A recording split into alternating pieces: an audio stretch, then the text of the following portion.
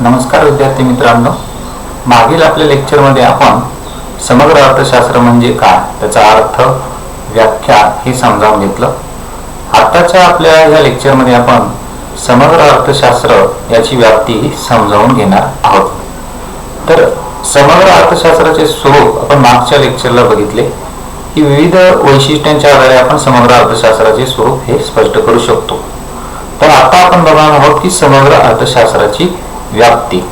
समग्र अर्थशास्त्राची व्याप्ती अभ्यासणे म्हणजे काय, समग्र अर्थशास्त्रामध्ये कोणकोणत्या विषयांचा अभ्यास केला जातो हे पाहणे होय म्हणजे समग्र अर्थशास्त्राची व्याप्ती होय. समग्र अर्थशास्त्रात अनेक समग्र एकत्रित चलांचा किंवा घटकांचा अभ्यास केला जातो. उदाहरणार्थ एकूण राष्ट्रीय उत्पन्न, एकूण मागणी, एकूण पुरवठा, सर्वसाधारण किंमत पातळी, आर्थिक वृद्धी दर, एकूण रोजगार इत्यादी एकूण चलातील सहसंबंध आणि परस्परावलंबित्वाचा अभ्यास यामध्ये केला जातो. त्यातील होणारे बदल, त्यातील कारणांचा अभ्यास सुद्धा हा समग्रचा विषय आहे. त्याचबरोबर समग्र अर्थशास्त्रामध्ये दारिद्र्य, बेरोजगारी यासारख्या समस्यांचा सुद्धा अभ्यास केला जातो. तेजी मंदीच्या समस्यांचा अभ्यास केला जातो. म्हणून सूक्ष्मपेक्षा समग्र अर्थशास्त्राची व्याप्ती ही अधिक व्यापक आहे हे आपण म्हणू शकतो. तर चला तर बघूया कुठल्या कुठल्या घटकांचा विषयांचा यामध्ये अभ्यास केला जातो. तर यामध्ये आपण बघू शकतो की उत्पादन व रोजगार विषयक सिद्धांताचा अभ्यास यामध्ये केला जातो. सर्वसाधारण किंमत पातळीचा सिद्धांताचा अभ्यास यामध्ये केला जातो. आर्थिक वृद्धी आणि आर्थिक विकासाचे सिद्धांत यामध्ये अभ्यासले जातात. त्याचबरोबर विभाजनाचा सिद्धांत हा सुद्धा यामध्ये अभ्यासला जातो. त्याचबरोबर यामध्ये उपभोग विषयक सिद्धांताचा अभ्यास केला जातो, गुंतवणूक विषयक सिद्धांताचा अभ्यास केला जातो, व्यापार चक्र विषयक सिद्धांताचा अभ्यास केला जातो किंवा आंतरराष्ट्रीय व्यापाराचे सिद्धांत अभ्यासले जातात. तर या सर्व घटकांच्या आधारे आपण काय करू शकतो, समग्र अर्थशास्त्राची व्याप्ती स्पष्ट करू शकतो. तर सर्वप्रथम यातला पहिला घटक आहे तो म्हणजे उत्पादन, रोजगार व उत्पन्न विषयक सिद्धांत.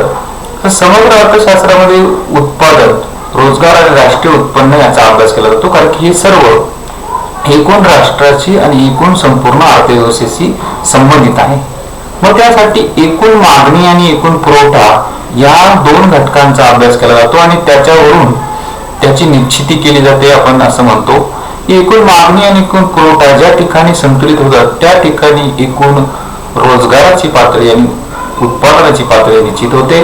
हे जे.एम. केन्स यांनी 1936 मधील त्यांच्या general theory of employment, interest and money या ग्रंथामध्ये सविस्तर स्पष्ट केले. त्यांच्या मते प्रभावी मागणीच्या कमतरतेमुळे अपूर्ण रोजगार पातळीला अर्थव्यवस्थेचे संतुलन होते आणि 1929 ची जागतिक महामंदी आली. त्याचं स्पष्टीकरण सनातन अर्थतज्ञांना देता आलं नाही, मात्र केन्स यांच्या सिद्धांताला ते देता आलेलं आहे. म्हणून उत्पादन आणि रोजगाराविषयीची सिद्धांत जे आहेत म्हणजे यामध्ये सनातन सिद्धांत असो, केन्स यांचा सिद्धांत असो किंवा आधुनिक सिद्धांत असो यांचा अभ्यास यामध्ये केला जातो. म्हणून उत्पादन व रोजगाराची निश्चिती हा समग्र अर्थशास्त्राचा अभ्यासाचा विषय आहे. मग जे.एम. केन्स यांनी काय केलेलं आहे की त्यामध्ये जास्त योगदान दिलेलं आहे. म्हणून आपण आधुनिक अर्थशास्त्राचे जनक म्हणून केन्स यांना ओळखतो आणि त्यांचा जो सिद्धांत जो आहे रोजगार विषयक सिद्धांत तो त्यात अधिक महत्वाचा आहे. दुसरा घटक आहे सर्वसाधारण किंमत पातळीचे सिद्धांत. मग theory of general price level, अर्थशास्त्रामध्ये किंमत पातळीचे सिद्धांत याचा अभ्यास केला जातो. मग किमतीत बदल का होतात, चलनवाढ ज्याला आपण भाववाढ असे म्हणतो ती का होते, चलन संकोच कसा निर्माण होतो आणि त्यावरती उपाय काय, पैशाच्या मागणी आणि पुरवठ्यावर सर्वसाधारण किंमत पातळी अवलंबून असते, अशी वस्तूंची किंमत पातळी अवलंबून असते. किंमत पातळीमध्ये होणाऱ्या बदलांचा अभ्यास, मग भाववाढ असेल, मग भाववाढीचे प्रकार असेल, मग मागणी ओढ निर्मित ज्यामुळे मागणी जास्त झाल्यामुळे होणारी भाववाढ असेल किंवा खर्च दाब निर्मित जेव्हा खर्च जास्त होतो आणि त्यामुळे उत्पादन खर्च जो आहे जास्त होतो तर त्याचा अभ्यास यामध्ये केला जातो. त्याची कारणे, विविध घटकांवर होणारे परिणाम, उपाययोजना इत्यादींचा अभ्यास यामध्ये केला जातो. त्याचबरोबर आर्थिक विकास आणि वृद्धीचे सिद्धांत हा समग्र अर्थशास्त्रामध्ये अभ्यासले जातात. समग्र अर्थशास्त्रामध्ये आर्थिक वृद्धी आणि आर्थिक विकास याचा अभ्यास केला जातो. मग आर्थिक वृद्धी म्हणजे काय, तर दीर्घकाळात राष्ट्रीय उत्पन्न अथवा दरडोई उत्पन्नात सातत्याने वाढ होणे याला आपण आर्थिक वृद्धी असे म्हणतो. तर आर्थिक विकास म्हणजे काय?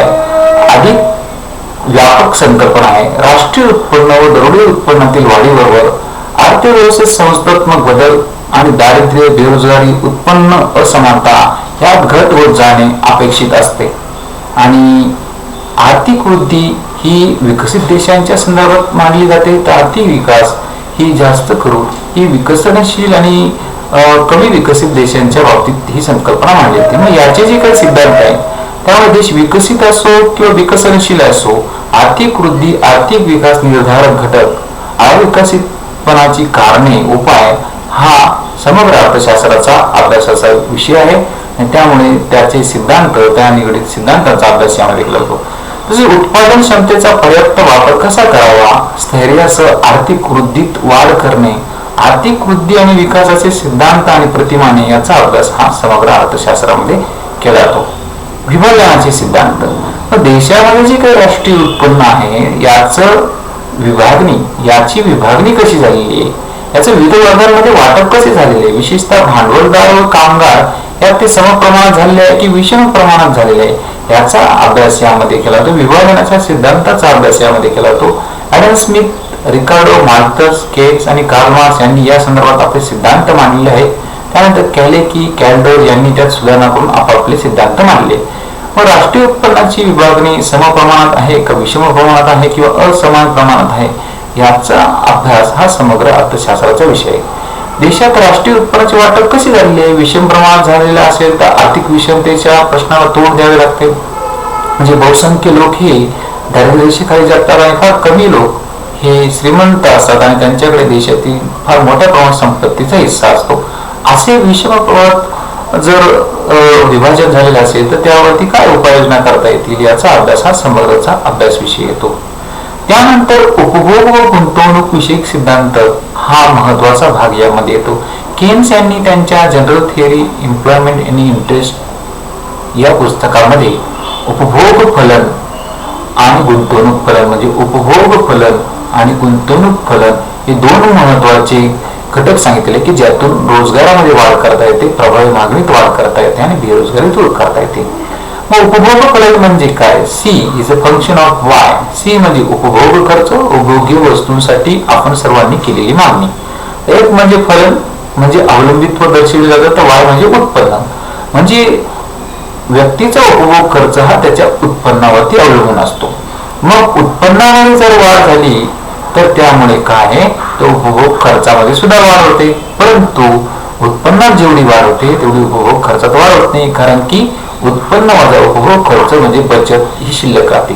उपभोग खर्चाची कमतरता म्हणजे प्रभावी मागणीची कमतरता आणि त्यामुळे बेरोजगारी निर्माण होते आणि बेरोजगारी दूर करण्यासाठी गुंतवणूक वाढवण्याचा उपाय हा केन्स यांनी सुचवलेला आहे. दुसरा घटक आहे गुंतवणूक फलन. मग r is a function of r and MAC. R म्हणजे व्याजदर, तर MAC म्हणजे भांडवलाची सीमांत कार्यक्षमता. जे उपभोग्य वस्तूच्या उत्पादनासाठी भांडवली वस्तू महत्वाच्या असतात, म्हणून भांडवली वस्तूमधील गुंतवणूक महत्वाची असते. त्यामुळे रोजगारात व उत्पादनात वाढ होते आणि रोजगारातील वाढीमुळे लोकांचे उत्पन्न वाढते, म्हणून त्यांच्या उपभोग खर्चात सुद्धा वाढते. म्हणून उपभोग फलन आणि गुंतवणूक फलन दोन्ही प्रभावी मागणी ठरवण्यात महत्वाचे आहेत. म्हणून उपभोग व गुंतवणूक विषयक सिद्धांताचा अभ्यास हा समग्र अर्थशास्त्राचा अभ्यास विषय आहे. म्हणून या दोन महत्वाच्या घटकांचा अभ्यास यामध्ये केला जातो. त्याचबरोबर व्यापार चक्राचे सिद्धांत, थिअरी ऑफ बिझनेस सायकल हा सुद्धा समग्र अर्थशास्त्राचा अभ्यासाचा विषय आहे. यामध्ये तेजी मंदी यांचा अभ्यास केला जातो. विशिष्ट मर्यादेपेक्षा किमती कमी होणे किंवा जास्त होणे हे अर्थव्यवस्थेच्या दृष्टीने धोक्याचे असते, त्याला आपण व्यापार चक्र असे म्हणतो. ही सर्वसाधारण जी किंमत पातळी दर्शवलेली असते त्यापेक्षा ज्या व्यवहार असतात ते कमी पातळीला येतात किंवा वरच्या पातळीला येतात, त्याला तेजी मंदी आपण असे म्हणतो. मग तेजीची अवस्था किंवा त्यानंतर येणारी घसरणीची अवस्था किंवा मंदीची अवस्था किंवा पुन्हा पुनरुज्जीवन आणि पुन्हा तेजीची अवस्था असं या संबंधातील असणारी अवस्था, व्यापार चक्राची कारणे, व्यापार चक्राचे परिणाम आणि त्यावरील उपाययोजना. मग मौद्रिक उपाययोजना म्हणजे ज्या मध्यवर्ती बँकेमार्फत राबवल्या जातात किंवा राजकोषीय उपाययोजना जे सरकारच्या अंदाजपत्रकामार्फत राबवल्या जातात. कर, कर्ज आणि खर्च त्याचा अभ्यास हा समग्रचा अभ्यास विषय आहे. त्याचबरोबर आंतरराष्ट्रीय व्यापाराचे सिद्धांत, मग थिअरी ऑफ इंटरनॅशनल ट्रेड. मग आंतरराष्ट्रीय व्यापारामध्ये काय होतं, फॉरेन एक्सचेंज म्हणजे एका देशाच्या चलनाचे दुसऱ्या देशाच्या चलनाशी व्यक्त केलेले मूल्य. उदाहरणार्थ डॉलर जे असेल, डॉलरचं येन मध्ये व्यक्त केलेलं मूल्य असेल किंवा युरो डॉलर मध्ये व्यक्त केलेलं मूल्य असेल. आणि त्यामुळे फॉरेन एक्सचेंज म्हणजे विदेश विनिमय बाजाराचा अभ्यास यामध्ये केला जातो आणि आपल्या देशाच्या चलनाचा दर दुसऱ्या देशातील चलनात व्यक्त केलेला असतो. त्याला आपण काय की हा विदेशी विनिमय दर असे म्हणतो. मग यामध्ये त्याचबरोबर आंतरराष्ट्रीय व्यापारामध्ये संतुलन आहे की असंतुलन आहे, म्हणजे व्यवहार दरामध्ये असणारं असंतुलन आणि संतुलन याचा अभ्यास यामध्ये केला जातो. जेव्हा देशाची निर्यात कमी असते आणि आयात ही मात्र जास्त असते तेव्हा देशाच्या व्यवहार तोलामध्ये असंतुलन निर्माण होते आणि त्यामुळे या संदर्भात असणारे आंतरराष्ट्रीय व्यापाराचे सिद्धांत. दोन देशांमध्ये व्यापाराच्या अटी कशा ठरतात, दोन देशांमध्ये व्यापार कसा होतो आणि आंतरराष्ट्रीय व्यापाराचा व्यवहार करताना व्यवहार तोलात येणारी तूट आणि असंतुलन याचा अभ्यास हा समग्रचा अभ्यास विषय आहे. या व्यतिरिक्त सार्वजनिक आयव्यय पब्लिक फायनान्स हा सुद्धा घटक जो आहे तो समग्रचा अभ्यास विषय आहे. सार्वजनिक आयव्यय किंवा राजस्व ही अर्थशास्त्राची एक स्वतंत्र शाखा आहे. या शाखेत सरकारी अर्थव्यवहारांचा अभ्यास केला जातो, म्हणजेच सरकारला मिळणारे उत्पन्न व खर्चाचा अभ्यास हा या विषयाचा मुख्य गाभा आहे. यामध्ये कसला अभ्यास केला जातो तर यामध्ये सार्वजनिक उत्पन्न सरकारला मिळणारे उत्पन्न, मग ते कर रूपाने मिळणारे असो किंवा कर इतर मार्गाने मिळणार. करांमध्ये मग प्रत्यक्ष कर आणि अप्रत्यक्ष कर, जसे उत्पन्न कर हा प्रत्यक्ष कर झाला आणि जीएसटी हा अप्रत्यक्ष कर झाला. कर इतर उत्पन्न म्हणजे सरकारला स्टॅम्प ड्युटी किंवा दंड शुल्क या मार्फत मिळणारे उत्पन्न. त्याचबरोबर सरकारला करावा लागणारा खर्च, मग सरकारला कुठला खर्च करावा लागतो तर सार्वजनिक खर्च जो सरकारद्वारे केला जातो. मग सरकारने कोविड-19 मध्ये लोकांना जे काही उपचारासाठी खर्च करावा लागतोय तो खर्च असेल किंवा सरकार चालवण्याचा खर्च असेल किंवा सरकारला विविध जे विभाग आहेत पाणी पुरवठा वीज पुरवठा यासाठी करावा लागणारा खर्च तो सार्वजनिक खर्च होईल. तर सार्वजनिक कर्ज हा पण एक दुसरा भाग आहे. सार्वजनिक कर्ज म्हणजे सरकारने उभारलेलं कर्ज, मग देशातून कर्ज उभारलं असतं किंवा परकीय संस्थांकडून सुद्धा सरकार कर्ज उभारत असतं. मग देशांतर्गत कर्ज आणि बहिर्गत कर्ज असं सार्वजनिक कर्जाचे प्रकार पडतात. वित्तीय प्रशासन म्हणजे अंदाजपत्रक. आपल्या देशामध्ये अंदाजपत्रक तयार केलं जातं आणि फेब्रुवारी महिन्यामध्ये ते सादर केलं जातं. यामध्ये 3 वर्षाची आकडेवारी असते, मागील वर्षाची उत्पन्न आणि खर्चाची आकडेवारी, या वर्षात चालू सुधारित आवृत्ती जे मार्च महिन्यापर्यंत मिळालेलं खर्च आणि उत्पन्न, त्याचबरोबर काय तर पुढील वर्षात किती खर्च आणि उत्पन्न अपेक्षित आहे ते अंदाजपत्रक धोरण. राजकोषीय धोरण म्हणजे सरकारचं धोरण होय. यामध्ये कर, कर्ज आणि खर्च या सर्व घटकांचा अभ्यास केला जातो. म्हणून सार्वजनिक आयव्यय ही एकूण देशाच्या पातळीवर असणाऱ्या घटकांचा अभ्यास यामध्ये केला जातो, म्हणून हा सुद्धा समग्रचा अभ्यास विषय आहे. मग अशा प्रकारे आपण वित्तीय प्रशासन, राजकोषीय धोरण, सार्वजनिक उत्पन्न, सार्वजनिक कर्ज, सार्वजनिक खर्च या सर्व सार्वजनिक आयव्ययातील घटकांचा माहिती घेतलेली आहे. त्याचबरोबर या सर्व घटकांचा हा सार्वजनिक आयव्यय आणि समग्र अर्थशास्त्राच्या दृष्टिकोनातून समावेश केला जातो. तर थोडक्यात सारांश रूपाने आपण काय सांगू शकतो तर समग्र अर्थशास्त्राची व्याप्ती ही अधिक व्यापक आहे.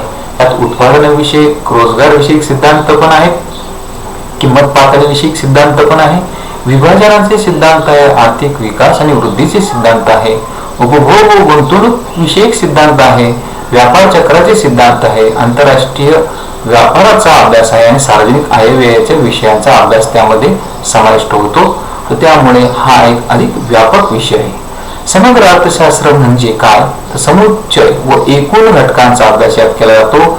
एकूण उत्पन्न, एकूण मागणी, एकूण पुरवठा, एकूण बचत, एकूण गुंतवणूक, राष्ट्रीय उत्पन्न, सर्वसाधारण किंमत पातळी अशा घटकांचा अभ्यास यात केला जातो. म्हणून समग्र अर्थशास्त्राची व्याप्ती अधिक व्यापक आहे असे म्हटले जाते.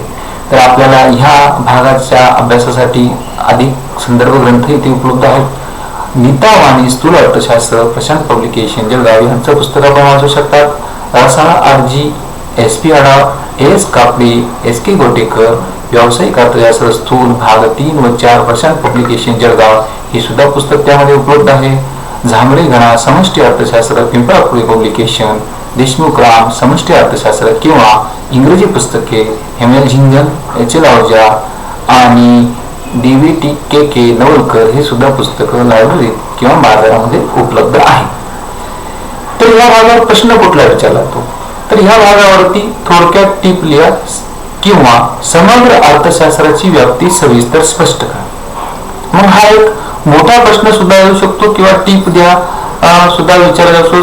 मग सारांश रूपाने थोडक्यात टिप लिहू शकतात तुम्ही किंवा समग्र अर्थशास्त्र म्हणजे काय हे सांगून समग्र अर्थशास्त्राची व्याप्ती स्पष्ट करा असा प्रश्न आला तर हा दीर्घोत्तरी प्रश्न, हा 10 ते 20 गुणांचा प्रश्न हा तुम्हाला विचारला जाऊ शकतो. तर धन्यवाद मित्रांनो. तर आपण आज इथे या विषयाची माहिती घेतली आणि तुम्ही इथे उपलब्ध झालात. थँक्यू. धन्यवाद.